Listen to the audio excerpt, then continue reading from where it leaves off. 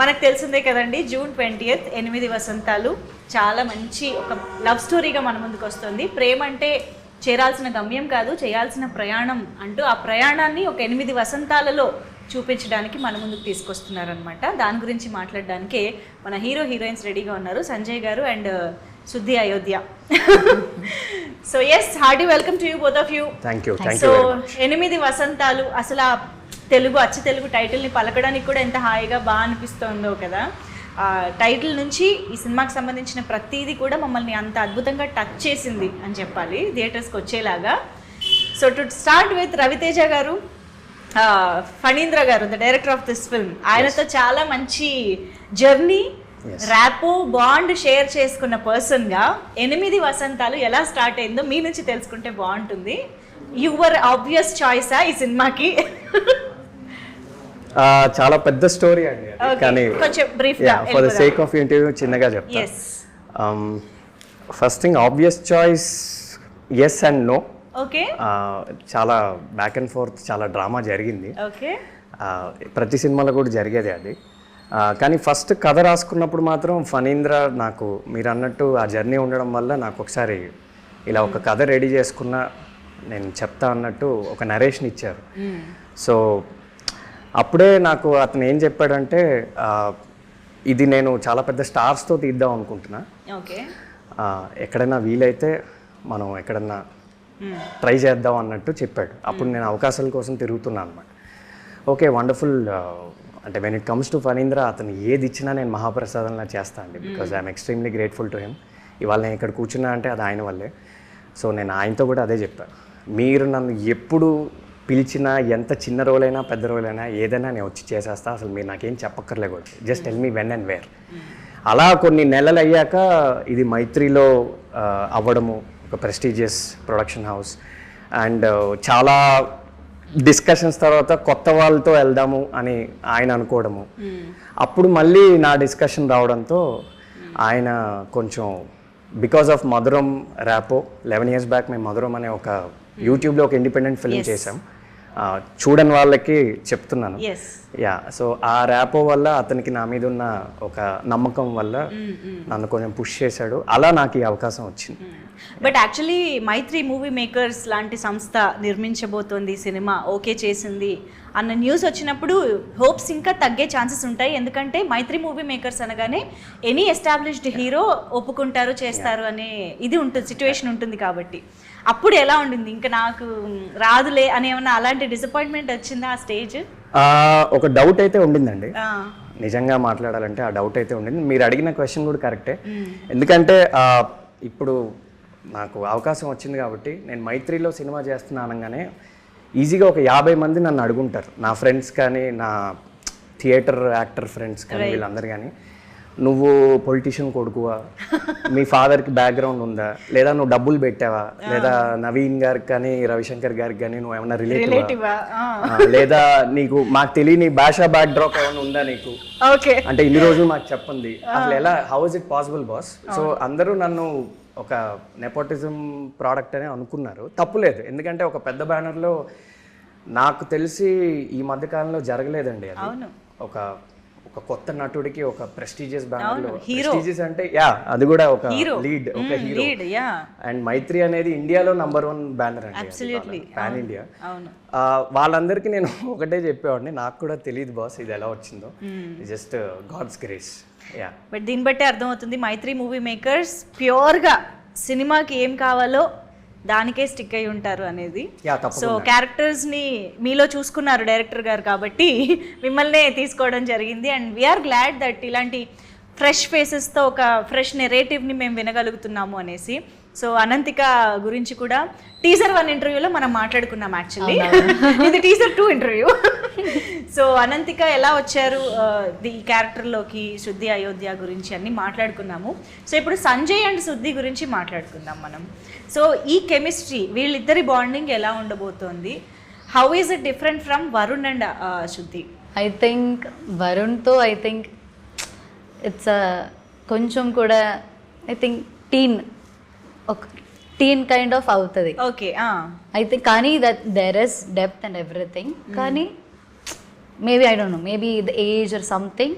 ఇక్కడ మీకు కొంచెం మెచ్యూర్ అవుతుంది. అండ్ సో డెప్త్, చాలా డెప్త్ ఉంది, చాలా లేయర్స్ ఉంది.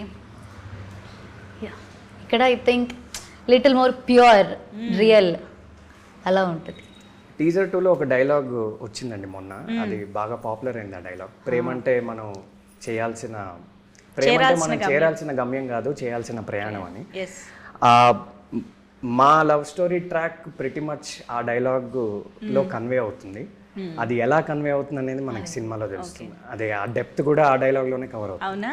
దట్ ప్రయాణం ఏంటి అనేది, ఆ ప్రయాణం ఏంటి అనేది, మా ప్రయాణం ఏంటి, నా ప్రయాణం ఏంటి అనేది సినిమాలో అంటే చాలా వండర్ఫుల్ గా ఒక్క లైన్ ద్వారా ఫణీంద్ర గారు కన్వే చేశారు. Is a terrific writer.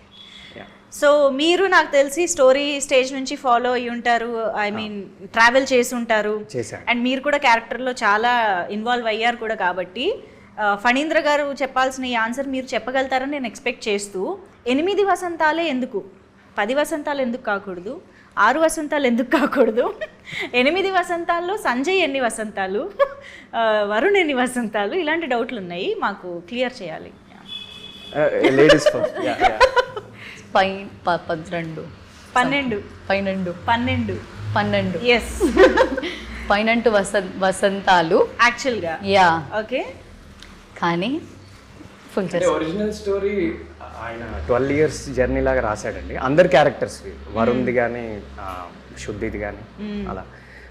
కానీ అది కొన్ని రీజన్స్ వల్ల 8 వసంతాలు అయింది.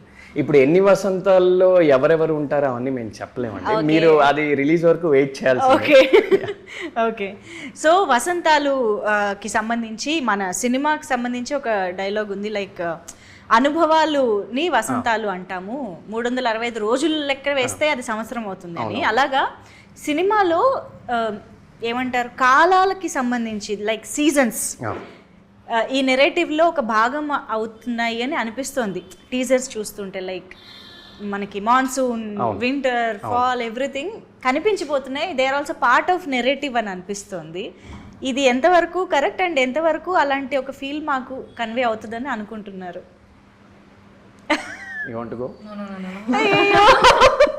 ఏం మీకు ఇన్స్ట్రక్షన్స్ బాగా ఇచ్చినట్టున్నారు ఫణీంద్ర గారు, ఏం రివీల్ చేయొద్దు అంటే.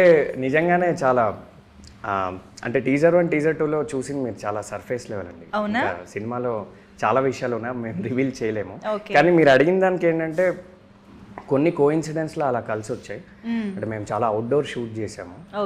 సో కొన్నిసార్లు వెదర్, అంటే ఈ పర్టికులర్ వెదర్లో మేము షూట్ చేయాలని మేము అనుకోలేదు. ఆ రోజు వెదర్ అలా ఉండడంతో కూడా కొన్నిసార్లు అలా మాన్సూన్ కానీ ఇలాంటి డిఫరెంట్ షేడ్స్ వచ్చాయి. బట్ కొన్ని డైరెక్టర్ గారు డెలిబరేట్గానే ఆ పోయటిక్గా ఇది వసంతాలు కాబట్టి డిఫరెంట్ సీజన్స్ కూడా డిఫరెంట్ సీజన్స్ క్యాప్చర్ అయ్యేలాగా.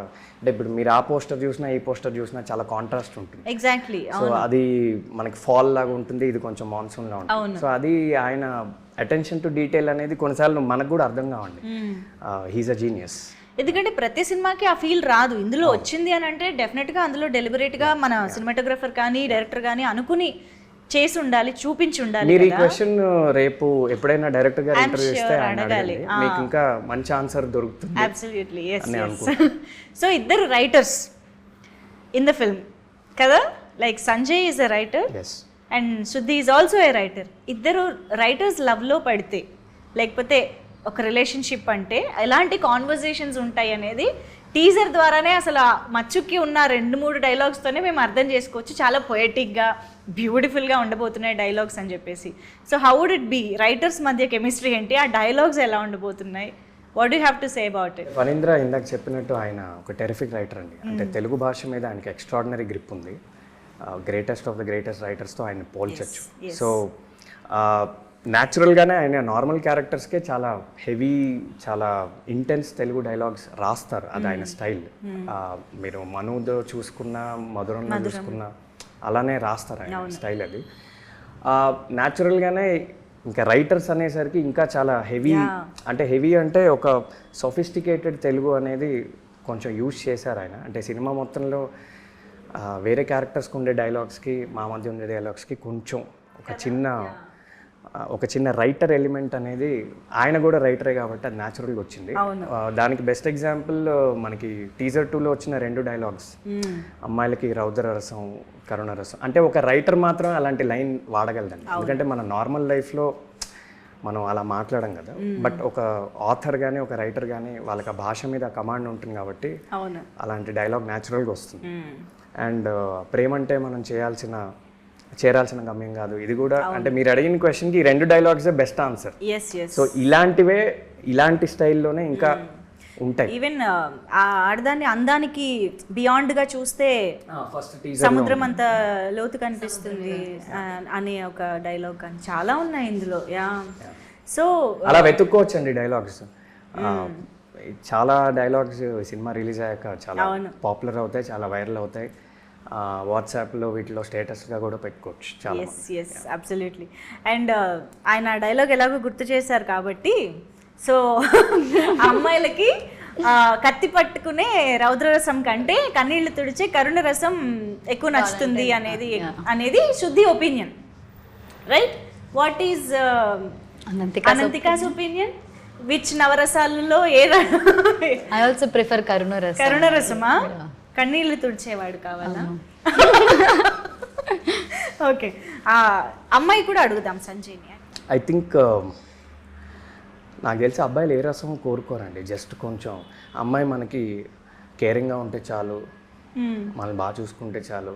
నాకు తెలిసి నేను అలానే ఉంటాను, నా ఫ్రెండ్స్ అందరూ కూడా అలానే ఉంటారు. అంత పెద్దగా ఎక్స్పెక్టేషన్స్ మాకేం ఉండవండి. ఎక్స్పెక్ట్ చేస్తే మాత్రం దొరుకుతుందా?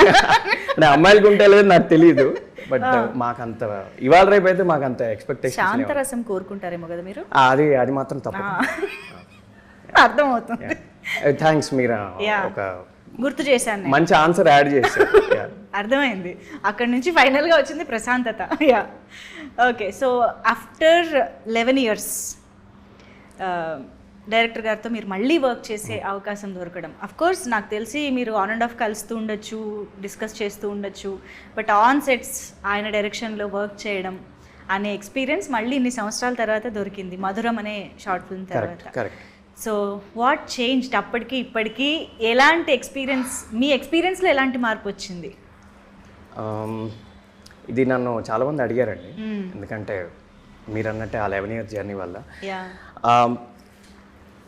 అగైన్ ఇది ఒక ఎస్సే ఆన్సర్, నేను కొంచెం చిన్న పారాగ్రాఫ్లో చెప్పడానికి ట్రై చేస్తాను, కానీ ముందు ఒక కాంటెక్స్ట్ ఇవ్వాలి. నేను ఫణీంద్ర గారిని బ్యాక్ స్పేస్ అనే ఒక షార్ట్ ఫిల్మ్ చూసి నేను ఒక ఫ్యాన్ బాయ్ లాగా ఫేస్బుక్లో ఆయన అప్రోచ్ అయ్యాను. ఆ రోజుల్లో ఇన్స్టాగ్రామ్ ఇవేమి ఉండేవి కాదు.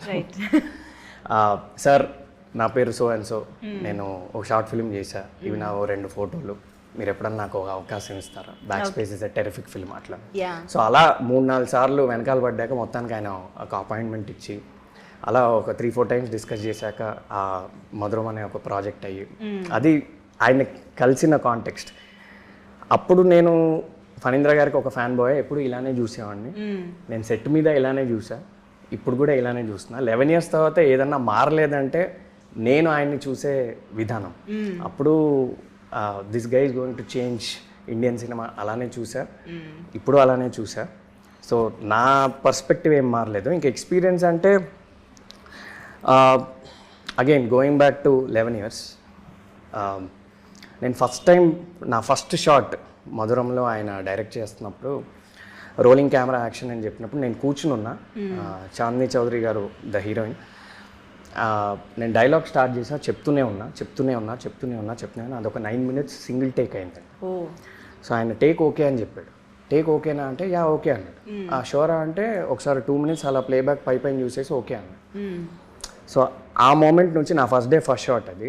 ఆ మూమెంట్ నుంచి ఆ సినిమా ఎండ్ అయ్యే వరకు నేను బ్లైండ్గా అతన్ని సరెండర్ అయిపోయి. ఈరోజు అసలు ఒక ఫుటేజ్ కానీ ప్లేబ్యాక్ కానీ అంటే ఫణీంద్ర గారు ఓకే చెప్తే ఓకే, అంతే ఏదైనా.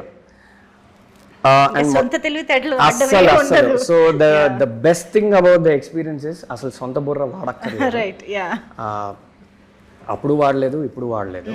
అండ్ ఆయన జడ్జ్మెంట్ కూడా అలానే చాలా స్పాట్ ఆన్ ఉంటుందండి. ఆయన చెప్పినవి చాలా జరుగుతాయి. ఈ సినిమా వల్ల నీకు చాలా గుర్తింపు వస్తుందని అప్పట్లో చెప్పారు ఆ మధురం వల్ల. అది అలా వచ్చింది. ఇవాళకి చాలామంది నన్ను ఆ షార్ట్ ఫిల్మ్తో నన్ను గుర్తిస్తారు. సో అదే నమ్మకం ఈ సినిమాలో కూడా డే 1 నుంచి క్యారీ అయింది. ఆయన షార్ట్ ఓకే చెప్తే ఓకే, లేదంటే లేదు. అసలు మేము ఎవరం ఫుటేజ్ చూసేవాళ్ళం కాదు, అట్లీస్ట్ నా వరకు. ప్లేబ్యాక్ లేదు, ఫుటేజ్ లేదు, మాకేమన్నా డౌట్ ఉన్నా కానీ లేదు, ఆయన ఓకే చెప్పాడు కదా ఓకే. సో ఆ బ్లైండ్ ఫెయిత్, బ్లైండ్ సరెండర్, ఆ experience. And it's the same. And one more thing, నేను ఆయన గురించి మాట్లాడితే నాకు ఒక 10 days అయినా సరిపోదు, బట్ లాస్ట్ పాయింట్ ఒకటి చెప్తాను, వేరే ఇంటర్వ్యూస్లో ఇంకోటి చెప్తాను. ఏంటంటే ఆయన ప్రెజెన్స్లో ఉంటేనే మనం చాలా నేర్చుకోవచ్చండి. ఆయన ఆలోచన విధానం కానీ, ఆయన మాట్లాడే స్థాయి కానీ, ఆయన ప్రిన్సిపల్స్ కానీ, ఆయన ఫిల్మ్ని చూసే విధానం కానీ, ఆయనకి ప్రతి క్రాఫ్ట్ పట్ల ఉండే ఒక గ్రిప్ కానీ. అండ్ ఎప్పుడైనా మనం ఏమైనా రాకపోయినా ఆయన చేసి చూపించేస్తాడు. So he knows editing, he knows music, he knows acting, he knows visuals, every craft of film ఆయనకు వచ్చు అనమాట. జస్ట్ అప్పుడప్పుడు ఆయన మాట్లాడుతుంటే అలా వింటూ ఉండొచ్చు. ఆ ఎక్స్పీరియన్స్ మాత్రం నేను మళ్ళీ లైఫ్లో ఎప్పుడన్నా వస్తే రావాలని కోరుకుంటున్నాను. నేను ఫణీంద్ర గారితో కూడా ఒకసారి అన్నా, మీరు బాస్, మీరు ఎప్పుడు నన్ను పిలిచినా నేను వచ్చేస్తా. It's a dream come true to work with you again. Amazing. So ఇంకా we wish to see many more projects మీ ఇద్దరి కాంబినేషన్లో, కొలాబరేషన్లో. అండ్ మీకు అనంతిక, అంటే ఇప్పుడు ఒక టేక్ ఓకే అయిందా లేదా, లేదా ఇందులో నేను ఇంకా ఏం ఎక్స్పెక్ట్ చేస్తున్నారు, ఇంకా ఏం బెటర్ కోరుకుంటున్నారు అన్నది ఎలా కమ్యూనికేషన్ ఉంటుంది మీకు ఫణీంద్ర గారికి? నాకు కూడా అంతే. బికాజ్ ఏదైనా టేక్ బాగాలేదు అంటే సార్ ఏదైనా చెప్తావు, కానీ నేను కూడా అలా వెళ్ళి sir can I do it, ఒకసారి కూడా చేయొచ్చా, ఆర్ ఇది చేంజ్ చేయాలా, సజెషన్స్ నేను ఇప్పటి వరకు అడగలేదు. బికాజ్ సార్కి ఏం కావాలో అంతే చేస్తాం ఇప్పటి వరకు అంతే. మీరు మీ అంతటా వెళ్ళి నేను ఇలా చేస్తా అలా చేస్తా అని ఏం లేదు. ఓకే, సో బ్లైండ్గా డైరెక్టర్ని ఫాలో అయిపోవడమే. సో మైత్రి మూవీ మేకర్స్ లాంటి ఒక prestigious, because if the scene came out చాలా మంచిగా అంటే he will just give a smile, అంతే. చాలాసార్లు ఆయన సెట్ మీద ఎలా ఉంటాడంటే సరిపోతుంది అంటాడు. ఓకే, ఎప్పుడైనా ఆయన జస్ట్ ఇలా కొంచెం ఇలా చిరునవ్వు, అంటే అరనవ్వు లాగా అలా నవ్వాడంటే మనం ఆ రోజు ఇంకా ఇంటికి వెళ్ళి అసలు చాలా హ్యాపీగా పడుకోవచ్చు. ఎస్, అలా ఎన్నిసార్లు, ఎన్ని రోజులు, ఎన్ని నిద్రలు వచ్చాయండి, కొన్ని వచ్చాయి. అంటే అలా ఆయన కొంచెం ఒక చిన్న స్మైల్ ఇచ్చిన రోజులు ఉన్నాయి. అవునవును, చాలా సార్లు. పర్లేదు, అంటే మేము అందరం కౌంట్ చేసుకుంటామండి, నీకు ఎన్నిసార్లు స్మైల్ ఇచ్చాడు. సో ఇప్పుడు వేరే యాక్టర్స్ మేమందరం ఎప్పుడైనా అవుట్డోర్ లో ఉన్నప్పుడు నీకు ఎన్ని సీన్స్ కి నీకు స్మైల్ ఇచ్చాడు, నాకు ఇంత ఒక కాంపిటీషన్ లా ఉంటుంది. ఓ నైస్. సో మేబీ ఆయన ఎక్స్పెక్ట్ చేసిన దానికంటే వచ్చినప్పుడు ఆ రియాక్షన్ వస్తుంది. అంటే మీరు బాగా చేస్తే ఆయన సరిపోతుంది అంటారు, సరిపోతుంది. మీరు టెరిఫిక్ గా చేస్తే ఒక ఎందుకంటే ఆయన అంత హై స్టాండర్డ్స్ సెట్ చేస్తాడు. అమేజింగ్ అందరికి. ఇప్పుడు ఒక ట్రికీ క్వశ్చన్ అడుగుతాను, అంటే సంజయ్కి వరుణ్కి కాంబినేషన్ సీన్స్ ఉన్నాయా? అది ఇలాంటి ట్రిక్ క్వశ్చన్స్ మీరు నన్ను అడిగితే ఎట్లా? ఇగో మీరే అన్నారు ప్రెస్టీజియస్ మైత్రి మూవీ మేకర్స్ అని. నా ఫస్ట్ ఫిల్మ్ ఇండస్ట్రీలో ఉండాలా వద్దా అండి? మీరు అసలు నన్ను పంపించేస్తారు ఇలాంటివన్నీ చెప్తే. ఇలాంటి ఇంట్రెస్టింగ్ ఆన్సర్స్ చెప్పాలి, ఉండాలండి. అయ్యో ఉండాలి కాబట్టి అసలు సేఫ్ గా గేమ్ ఆడాలి మనం. మీరు నేను 2-3 సినిమాలు చేశాక ఇలాంటివి అడగండి, మేబీ కొంచెం ఇంకొన్ని చెప్పగలను. ఓకే సరే, ఫస్ట్ టైం కి దీనికి అంటే ఇండస్ట్రీలో నేను సేఫ్ అనుకున్న రోజు నేను చెప్తాను. సరే వదిలేద్దాం ఇప్పటికి. So yes, I just want to know the experience, the incredible experience of working with Mythri Movie Makers. అసలు సెట్లో ఎలా ఉండేది, రవిశంకర్ గారు నవీన్ గారితో మాట్లాడడం, వాళ్ళతో ఎప్పుడైనా ఇంటరాక్ట్ అవ్వడం, ఇలాంటివి జరిగాయా? ఎలా అనిపించింది ఓవరాల్గా? యా, సమ్టైమ్స్ రవి గారు use to come and visit and use to set. అది ఒక మంచి ఫీలే కదా, అందరూ ఉంటావు. ఐ థింక్ నేను ఫస్ట్ టైం కాదు, ఎప్పుడో సీన్ మధ్యలో చూస్తున్నది. ఐ హ్యాడ్ అ సీన్ కొంచెం కదా, ఏంటో అది చెప్పొచ్చు అని నాకు తెలియదు. ఒక ఇంపార్టెంట్ సీన్లో ఉన్నప్పుడు సార్ వచ్చారు యాక్చువల్లీ. ఓకే, ఏంటో సార్ వస్తున్నప్పుడు ఒక ఫీల్ ఉంటుంది, సార్ వస్తున్నారు సార్. ఏం ఫీల్ ఉంటుంది? భయం ఉంటుందా, హ్యాపీనెస్ ఉంటుందా, కాన్ఫిడెన్స్ ఉంటుందా? అంటే చాలా రెస్పెక్ట్ ఉంది. అంతే, భయం అయితే కాదు. భయం అయితే రవిశంకర్ గారు is such a cool person. Yeah, for you? Limited interaction, అవునా? చాలా తక్కువ. ఆయన అప్పుడప్పుడు వచ్చేవాళ్ళు, వచ్చినప్పుడు ఆయన ఎక్కువ మాట్లాడరు, సైలెంట్ గా వస్తారు, ఒకసారి అబ్జర్వ్ చేస్తారు, వెళ్ళిపోతారు.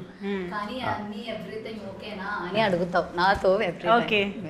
సో ప్రొడ్యూసర్స్ కి మా అందరికంటే అట్లీస్ట్ నాకంత ఇంటరాక్షన్ జరగలేదు సో ఫార్. రైట్. రాను రాను జరగాలని కోరుకుంటున్నాను. Of course after the success Yeah, during the promotions. Yes. So 8 Vasantalu సినిమాలో డైలాగ్స్ కానీ, విజువల్స్ కానీ, క్యారెక్టరైజేషన్స్, వీటన్నిటి గురించి మేము ఎంత మాట్లాడుకుంటున్నామో, ఎంత ఇంప్రెస్ అయ్యామో, ఈక్వల్లీ మమ్మల్ని అట్రాక్ట్ చేసిందే music of the film. Hesham Abdul Wahab గారి మ్యూజిక్ అంటే, అది కూడా ఒక లవ్ స్టోరీ అంటే అసలు ఇంక అది పండగ. లవ్ స్టోరీ ఫ్యాన్స్కి అయితే పండగ అనమాట ఆ జాన్రాకి. సో అలాంటి మ్యూజిక్ గురించి ఎంత మాట్లాడుకున్నా తక్కువే. బట్ మీ ఇద్దరి కాంబినేషన్ సాంగ్స్ గురించి ఒక్కసారి చెప్తే దాని తర్వాత నేను విషయం చెప్తా. అగైన్ రీసెంట్ గా విన్నా, సో బ్యూటిఫుల్, చాలా బాగానే ఉంది. I think you gonna love it. Wow. Okay, రాబోతోంది, మేము వినబోతున్నామా? We are going to. నేను ఇంకా ఆ సాంగ్ వినలేదండి, అంటే తను ఏ సాంగ్ గురించి అయితే చెప్తుందో ఆ సాంగ్ ఇంకా వినలే. ఓకే. రేపు అందరితో పాటు నేనే వింటా. బట్ ఆయన మ్యూజిక్ అనేది ఇంకా ఆఫ్ కోర్స్ మీరు ఏ లవ్ స్టోరీ తీసుకున్నా ఆయన బిగ్గెస్ట్ అసెట్ ఆ సినిమాకి. అంటే హాయ్ నాన్న కానీ, మలయాళం హృదయం కానీ. సో అంటే నాకు నమ్మబుద్ధి అవ్వట్లే అండి, ఇలా నా వెనకాల ఒక పోస్టర్ ఉండి, మైత్రి అని ఉండి, హేషామ్ అబ్దుల్ వహాబ్ మ్యూజికల్ అని ఉండి, and my God father Phanindra. అంటే నేను ఎవ్రీ 5 minutes నేను రిమైండ్ చేసుకుంటున్నా, ఓకే ఇది నిజంగానే ఇది రియల్ అని. అంటే నా 11 years డ్రీమ్ అండి ఇది. సో అంటే ఇంక ఎవరిని తీసుకున్నా ఇంకా హేమా హేమీలే ఉన్నారు. నిజంగా ఇట్స్ గాడ్స్ గ్రేస్. ఫస్ట్ సినిమాకే ఇలాంటి అవకాశం చాలా రేర్. హోప్ఫుల్లీ ఇది అందరికీ వర్కౌట్ అవ్వాలని కోరుకుంటున్నాను. You can clearly understand actually మీ ఎక్సైట్మెంట్ ఎలా ఉంది అని చెప్పేసి. So we are also equally excited to watch the film and experience the film in theatres. ఎందుకంటే నాకు తెలిసి లవ్ స్టోరీస్కి ఏదో ఒక పాయింట్ ఆఫ్ టైంలో ఏదో ఒక డైలాగ్ చాలామంది కనెక్ట్ అవుతూనే ఉంటారు కాబట్టి, రిలేట్ చేసుకోగలుగుతాం కాబట్టి ఈక్వల్లీ ఎక్సైటెడ్. అయితే ఇప్పుడు పాటల గురించి ఎలాగో వచ్చింది కాబట్టి, సంజయ్ శుద్ధి గురించి చాలా పాడుంటారు, అండ్ వరుణ్ కూడా పాడారు. ఇలాగా మనం పని చేద్దాం. మీరు నేను చూపించే స్టార్స్కి ఒక పాట డెడికేట్ చేయాలి అని అంటే ఏం చేస్తారనేది ఇప్పుడు మన సెగ్మెంట్. ఓకేనా? సో మనం ఆ రౌండ్లోకి వెళ్ళిపోదాము. I will show you the picture of the star. So here we go. First Ananthika బేసిక్గా మంచి సింగర్ కూడా కాబట్టి స్టార్ట్ చేసేద్దాము. Thank you very much. So first the కలల రాకుమారుడు of many girls, super star Mahesh Babu garu. I think Mahesh Babu song కదా, that song అదే నేను విన్నా యాక్చువల్లీ. దట్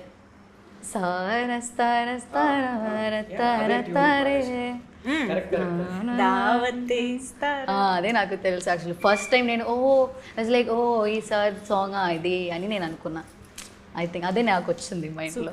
సో ఇప్పుడు the icon star Allu Arjun గారికి which song would you dedicate? Maybe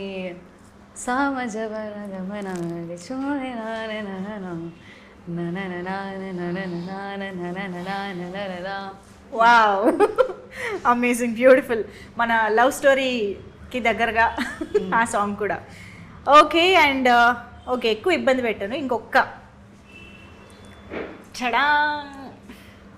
I love Radhe Shyam actually. Okay. So Radhe Shyam songs అంటే నాకు చాలా నచ్చింది. So there is one song, Nagumomu Thaarale, అది. వావ్, అరే వా, మీకు లిరిక్స్ వల్ల పాడలేకపోతున్నారు కానీ సూపర్గా చాలా బాగా హమ్ చేస్తున్నారు. That was amazing. Thank you so much Ananthika. ఇక్కడికి లేదా క్వశ్చన్స్? నాకు మాత్రమేనా? సరే, నేనే మాట్లాడుతున్నాను. ఇది జెలసియా, రివెంజా, అవుట్ ఆఫ్ ఎక్కడి నుంచి వస్తుంది అది? ఎందుకు లేదు, ఆబ్వియస్గా రవితేజ గారు కూడా ఉన్నాయి. So the first beautiful actress Samantha. అత్తారంటే డారేదిలో సాంగ్ ఉంటుంది, కిర్రాకు కిర్రాక్ కిరాక్ కిరాక్ పుట్టించావే, ఆ ఒక లైనే వచ్చి నాకు. ఓకే, ఆ లైన్ డెడికేట్ చేసి డెడికేటెడ్ టు సమంత. ఎస్, ఎప్పుడున్నా కిర్రాక్ పుట్టిస్తారు కాబట్టి స్క్రీన్ పైన. ఎస్, అండ్ నెక్స్ట్ నేను కొంచెం మాస్ సాంగ్స్ ఎక్కువ వింటా అండి. సో పక్కా లోకల్ నాకు సాంగ్ పాడడం రాదు, కానీ నేను థియేటర్లో చాలా ఎంజాయ్ హుక్ లైన్ వస్తుంది పక్కా నేను లోకల్ పక్కా లోకల్ నేను పక్కా లోకల్ yes అంతే, తరినానే అంతే. ఓకే, ఇప్పుడు మాత్రం మీకు లిరిక్స్ తన్నుకుని వస్తాయి చూడండి, ఆటోమేటిక్గా వస్తాయి హీరోయిన్కి. My all time favourite Ananthika. నన్ను ఎవరన్నా నా ఫేవరెట్ యాక్టర్స్ ఎవరంటే నేను అనంతికానే చెప్తాను. ఓకే, సో ఫార్ ఇది రాసి పెట్టుకోండి అమ్మా, వచ్చే సంవత్సరాల్లో వసంతాల్లో తర్వాత ఇంటర్వ్యూ. వేరే ఇంటర్వ్యూస్ లో కూడా ఇదే చెప్తా ఫ్యూచర్. ఓకే, నేనేం ఆన్సర్ మార్చను. మురారిలో ఒక సాంగ్ ఉంటుందండి, ముద్దొచ్చిన గోరింకవే తాను అందానికే అర్ధానివే కట్టున్న బొట్టున్న గోదా. కాస్ట్యూమ్ కూడా సెట్ అయ్యింది. That's the perfect song for Ananthika. Hey this is amazing. భలే టైం గుర్తొచ్చింది. My stars are aligned. మంచి పాట గుర్తొచ్చింది, సాంగ్ వినాలి. చాలా చాలా బాగుంటుంది. నీకు తెలియదు ఈ సాంగ్? నేను లింక్ పంపిస్తాను. Beautiful song. ఫేవరెట్ హీరో ఇంకొక ఆయన ఉన్నాడండి, ఆయన ఫోటో చూపిస్తే మీరు ఆమె కరెక్ట్ గా న్యాచురల్ స్టార్ నాని. ఓ ఓకే, అయితే చూపిద్దాం. యా సో నాకు నేను చెప్తా సాంగ్ దట్ జారే జారే నాకు చాలా సాంగ్స్ ఇష్టం యాక్చువల్లీ. ఆ సాంగ్ ఉంది, ఇంకా నేను చూసే అదే లెగసేం లేదు తెలియదు. నాని గారు అనగానే పాటలు వెల్లువలా పొంగుకొస్తున్నాయి. యా అర్థమైంది, ఇప్పుడే అర్థమైంది. Okay, so well done. So మంచి మంచి పాటలు అయితే గుర్తు చేశారు డెడికేట్ చేస్తూ. సో ఇప్పుడు ఇంకొక ఇంట్రెస్టింగ్ గేమ్లోకి వెళ్ళిపోదాం మనం. సో లవ్లో ఇప్పుడు మనకి చాలా మేజర్ రోల్ ప్లే చేస్తున్నది టెక్స్టింగ్. లైక్ మనం ఏం ఎక్స్ప్రెస్ చేయాలన్నా, దేని గురించి మాట్లాడాలన్నా మనం వెంటనే చేసేది వాట్సాప్ ఆర్ టెక్స్ట్. కాబట్టి నేను I give you some situations. ఆ సిచ్యువేషన్స్లో మీరు మీ పార్ట్నర్కి, ఐ మీన్ లవర్కి ఎలాంటి రిప్లై ఇస్తారో, ఎలాంటి టెక్స్ట్ చేస్తారో అనేది మాకు కావాలి. లవర్ కంటే లవర్కే. When you forgot their birthday or any important date, ఏం టెక్స్ట్ చేస్తారు? ఇప్పుడు నేను అంటే గర్ల్ ఫ్రెండ్ బర్త్డే మర్చిపోయారు ఫర్ ఎగ్జాంపుల్, ఆ రోజే నెక్స్ట్ డే కాదు, నెక్స్ట్ డే గుర్తొచ్చింది. నెక్స్ట్ డేనా ఆ రోజే గుర్తొచ్చింది. బా, ఇంత డీటెయిల్ స్టోరీ. అంటే దాన్ని బట్టి టెక్స్ట్ మెసేజ్ మారుతుంది కదండి. మర్చిపోయారంటే అర్థం ఏంటి? ఆ రోజు అయిపోయిందనే కదా. నెక్స్ట్ డే గుర్తొచ్చింది, ఏం టెక్స్ట్ చేస్తారు? నిన్న నేను 10 days బ్యాక్ ఫ్రాన్స్ నుంచి నీ కోసం ఒక రింగ్ ఆర్డర్ ఇచ్చాను. ఫ్రాన్స్ ఎప్పుడు వెళ్ళారు? రింగ్ ఆన్లైన్ ఆర్డర్ ఇచ్చాను.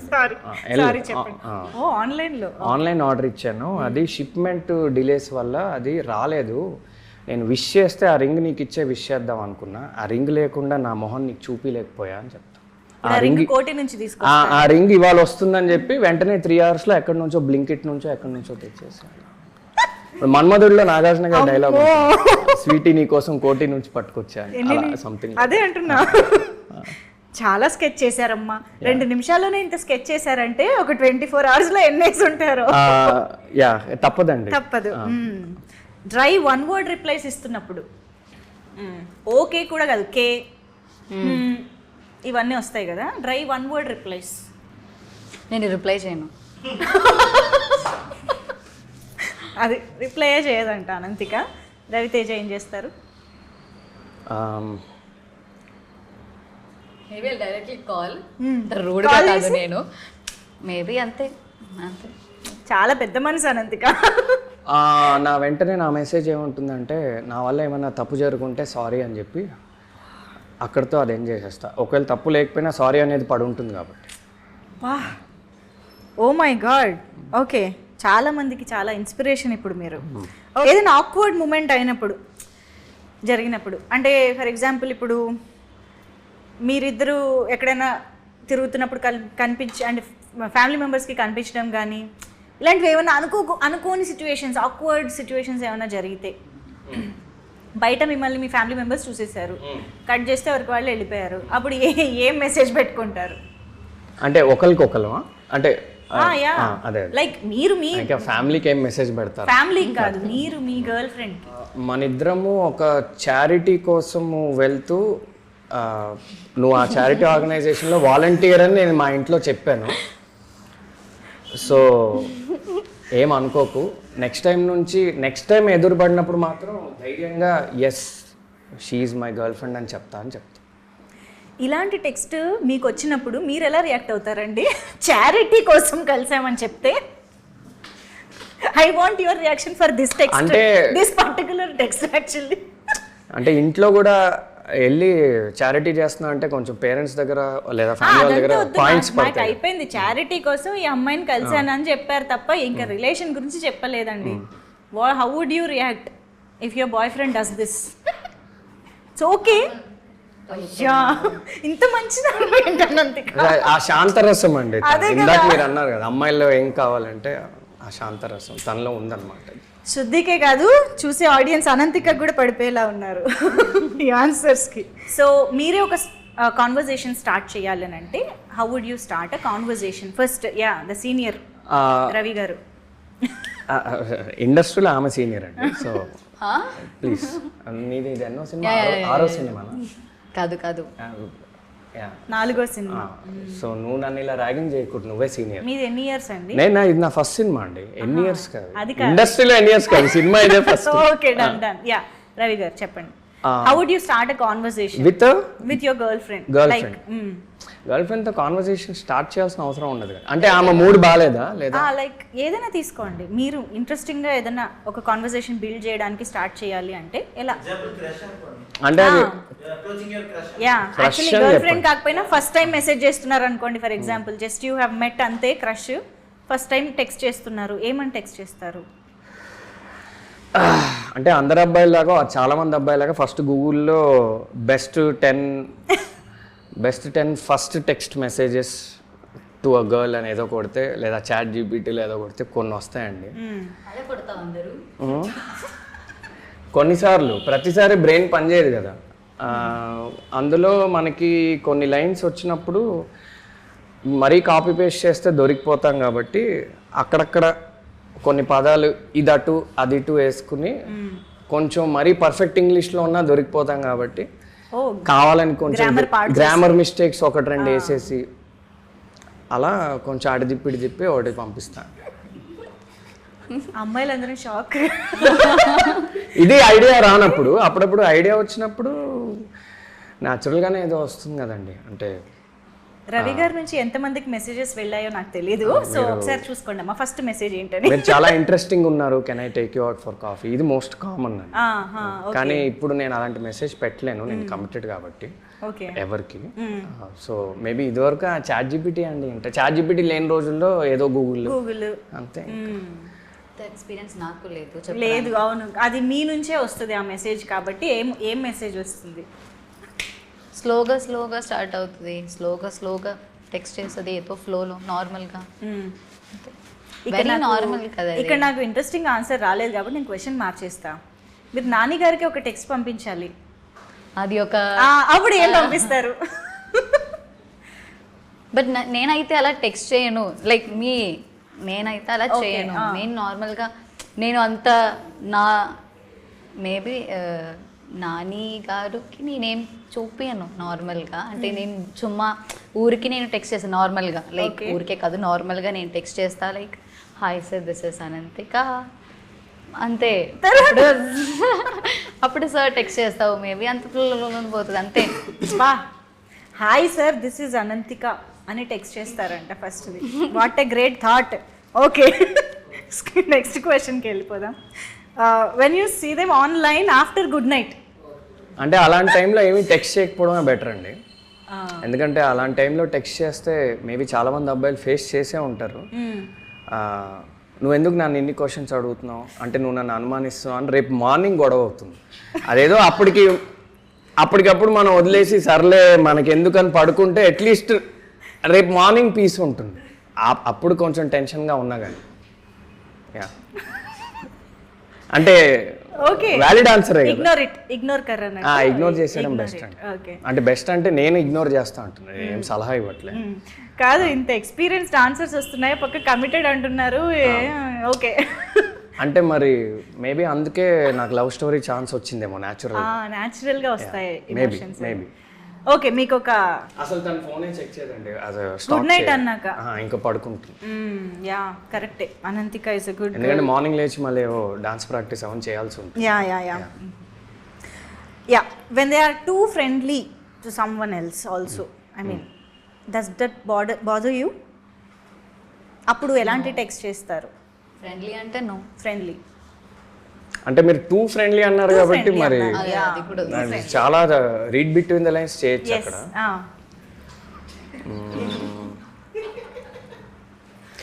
నువ్వు ఎవరితో అయితే టూ ఫ్రెండ్లీగా ఉన్నావో వాళ్ళకి నువ్వు కమిటెడ్ అని తెలుసు కదా అని ఒక క్వశ్చన్ మార్క్ అడుగుతా అంతే. అంతే, అంటే అది డిప్లొమాటిక్గానే అడుగుతా. ఓకే, ఏ టోన్లో ఏమి. ఓకే, మీరు లవ్ స్టోరీ ఎప్పుడు రాస్తున్నారండి? ప్రయత్నిస్తా అండి. ఇక్కడ కొంతమంది ఇద్దరు మంచి రైటర్స్ ఉన్నారు, వాళ్ళు ఎప్పుడైనా సహకరిస్తే. ఇంత ఎక్స్పీరియన్స్ ని వేస్ట్ చేసుకోకూడదు, మీరు రాసేయండి. చాలా రిలేటబుల్ ఆన్సర్స్ కూడా ఇచ్చేసారు కాబట్టి. యా, బట్ ఐ థింక్ 8 వసంతాల్లో డెఫినెట్ గా ఇలాంటి చాలా రిలేటబుల్ ఎమోషన్స్ అయితే ఉంటాయని అర్థం అవుతోంది. సో మేము సినిమా చూడడానికి వెయిట్ చేస్తున్నాము. But before we wrap this up, 8 Vasantalu మాకు ఎలాంటి ఎక్స్పీరియన్స్ ఇస్తుంది అనేది థియేటర్లో చూస్తాము. మీకు ఎలాంటి ఎక్స్పీరియన్స్ ఇచ్చింది, లేకపోతే మీ మెమరబుల్ మూమెంట్స్ ఆన్ సెట్స్ కానీ ఇవేమైనా చెప్పాలనుకుంటే ప్లీజ్. నాకైతే మేబీ లాస్ట్ డే అంతే. బికాజ్ లాస్ట్ డే మనకి ఇది అంత ఏంటి, వీఆర్ ఎండింగ్ కదా, ఎండింగ్ ప్రాసెస్లో ఉన్నా. అది ఐ థింక్ అది మనకి we're not able to digest that. Okay అవుతుంది షూటింగ్, అయిపోయింది, రేపు నుంచి మనం ఎవరు కలవాలి.